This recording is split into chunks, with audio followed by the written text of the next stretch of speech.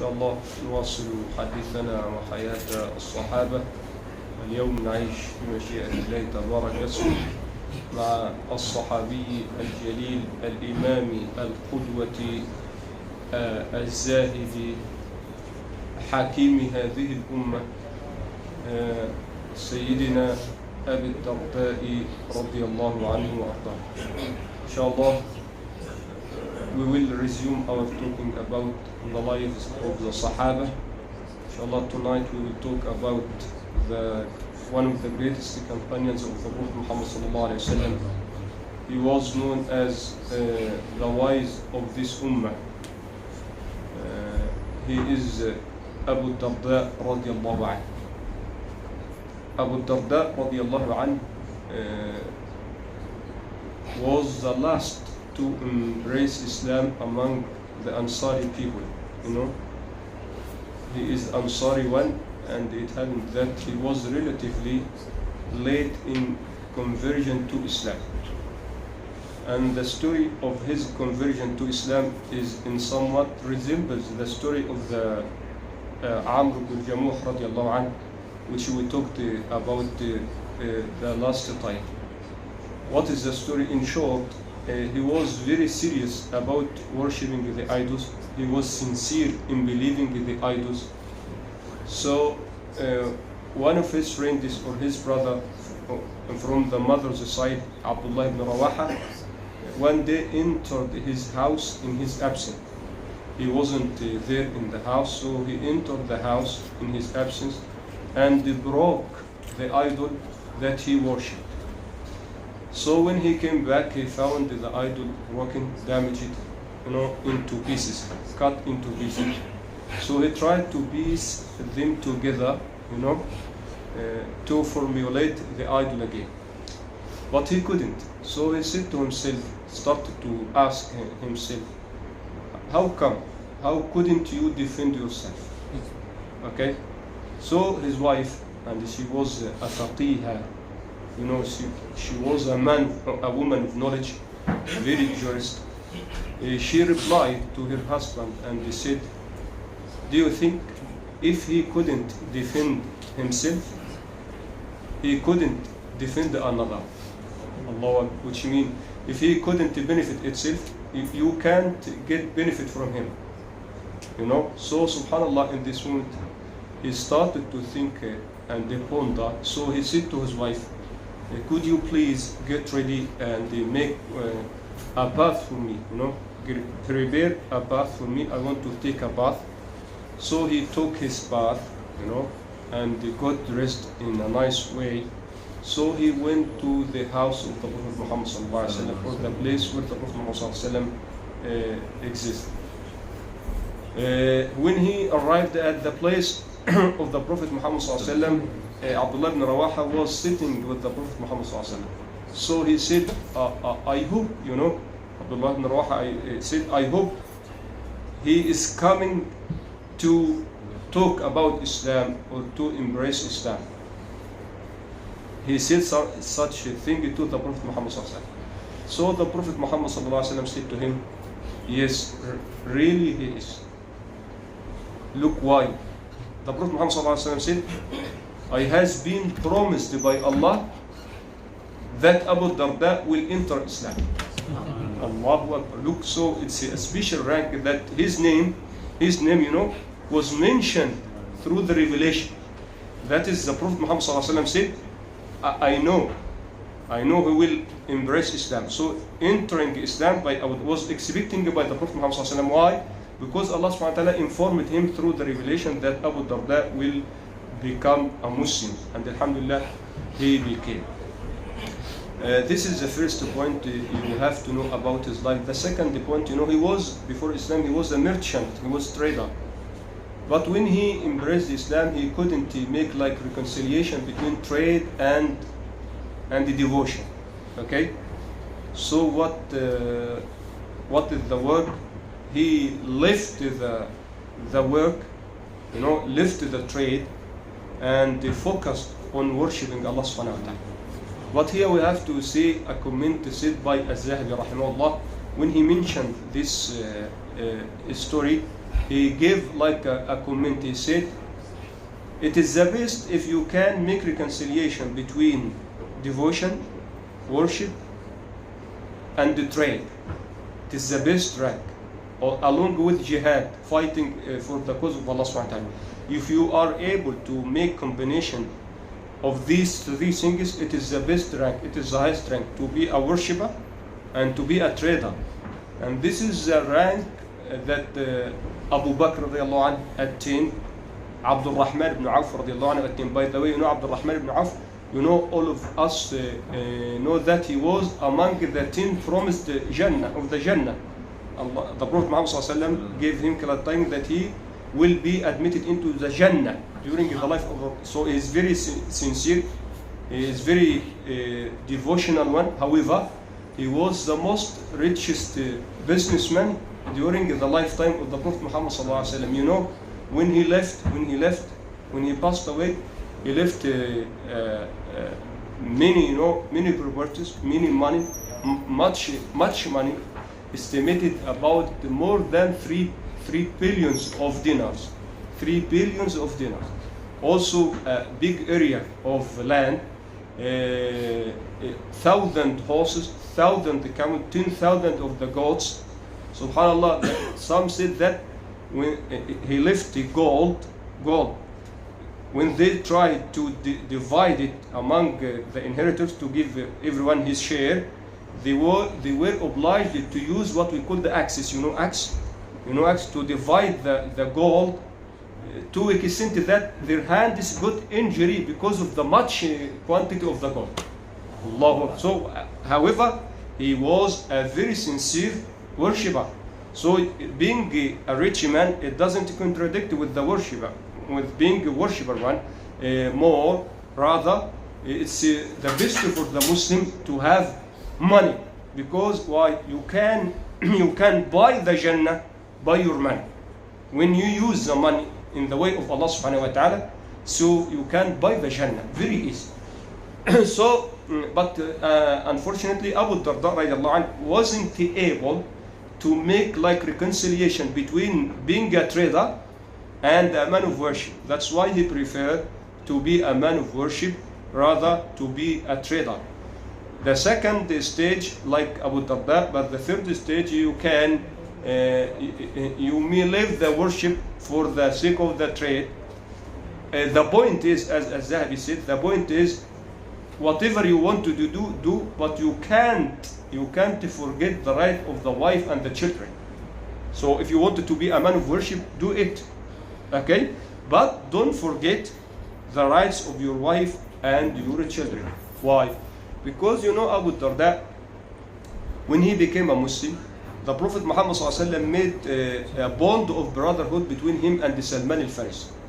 He declared, you know, when the Prophet Muhammad ﷺ migrated to Medina, he was making bond of brotherhood between the companions. You will become brother of fulan, of so and so, and to help each other. And this brotherhood requires all the rights of the sibling, of the relatives. You know, even they were inherited each other. They were inheriting each other before Allah subhanahu wa ta'ala cancelled this ruling and stated that inheritance will be only specified for the relatives. But in the beginning, at the beginning of Islam, inheritance would be given to the bond of the brotherhood. Like, for example, Abu Darda was declared as a brother to Salman al-Farisi. So, one day Salman al-Farisi went to visit his brother Abu Darda. He didn't find him at house. He found his wife. But look, he found his wife in a shabby condition. You know, shabby means bad condition. You know, she didn't care about her dressing, about anything. When you look at her, you will find her in a poor dressing, in a poor condition, very bad condition. So he asked her, look at the accuracy and the clear minds. So straight question. What about you? What about you? She replied, your brother is not interested in the luxuries of this life. Allah, look at the answer. Your brother is not interested in the luxuries of this life, which means he didn't care about me at all. In a straight way, he didn't have sexual intercourse with me. That's why she became, in a shabby condition, poor clothing, didn't care about herself at all. So he took the sentence and put in his mind and waited until Abu Darda came back to the house. As a guest, they brought food. So he offered the food, eat. Salman said to him, you have to eat with me. You are the owner of the house and you have to start, eat. He said, no, I can't. Why? I'm fasting. Allah, that's why the wife said, he is fasting all the day and offering a prayer all the night. So he has no time to the wife at all, because at day he is fasting, at night he is praying. And this is the evidence. Eat, I can't. Why? I'm fasting. So Salman radiallahu anhu said, I'm not going to eat unless you eat with me. You have to break your fast.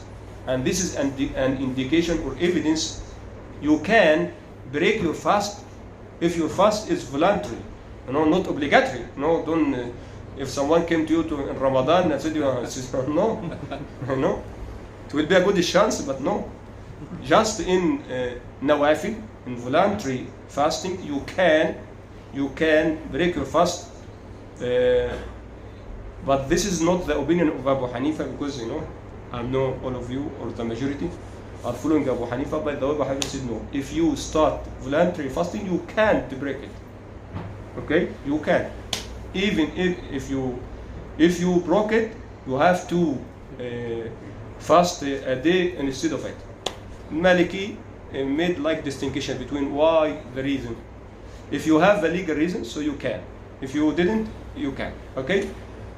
But the majority of the scholars, according to this hadith, they said you can break your fast if you want, without any reason. So when Salman said to him, you have to break your fast, he responded to his request and broke the fast and ate with him. When the night came, supposedly you have to sleep. But Abu Darda, as usual, he got up to offer the night prayer. Subhanallah, this is the saying of the wife. But Salman, I said to him, sleep, you have to sleep. Sleep, we need to sleep. So he slept. About the middle of the night, he got up again, sleep. But at the third, the late third of the night, Salman himself woke him up, and now time to get up and to offer the night prayer. When they finished the Fajr prayer, he started to explain to him, look at the courtesy, look at the gentleness in advising your brother. He didn't say to him, your father, your wife complained against. No, he said, you have to make balance between all things in your life. For example, your Rabb, your Lord, has a right upon you. Your wife have a right upon you. Your body have a right upon you. So you have to give everyone his right. Don't mix. Don't give all your time to Allah and leave your body or leave your wife. So now Abu Darda, it seems he didn't accept his saying. So what is the reason? What is the solution? He went to the Prophet Muhammad ﷺ and informed him about the opinion of Salman radiallahu anhu. So the Prophet Muhammad ﷺ said, he is telling you the truth. You have to give the right to everyone. Okay? Subhanallah, Abu Darda, the Prophet Muhammad ﷺ granted him a big title. What is the big title? At Uhud, at the Battle of Uhud, when the disbelievers started to kill the Muslims in an aggressive way, and they were about to kill the Prophet Muhammad ﷺ, he was alone because many of the companions ran away, fled away. So Abu Darda was among those rare persons who didn't flee away and started to prevent the people from reaching the place of the Prophet Muhammad sallallahu alaihi wasallam.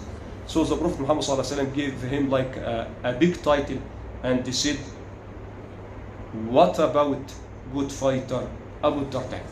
نعم الفارس أبو الدرداء." He is a good fighter.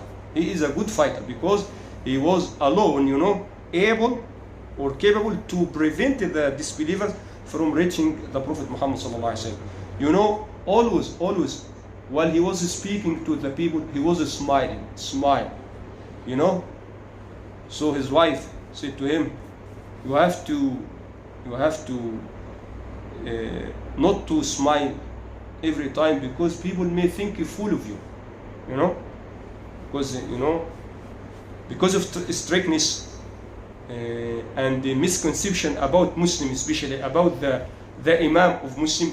You have to be strict, otherwise you will not be a good Imam. But if you smile, it's an indication that you're not good, problem." So she said to him, if you smile always, people may think full of you. He said, "No, how come?" The Prophet Muhammad ﷺ always, whenever he speaks, he was smiling. Allah. So it's a sunnah of your Prophet Muhammad ﷺ. Once you talk to people, especially in public speech, you should keep smiling, as a way of the Prophet Muhammad ﷺ. So the point now, when you come back to your house and find your wife in a shabby condition, poor condition, beware you didn't give her right. So beware and give her right. And smile. And smile. Assalamu alaikum wa rahmatullahi wa barakatuh.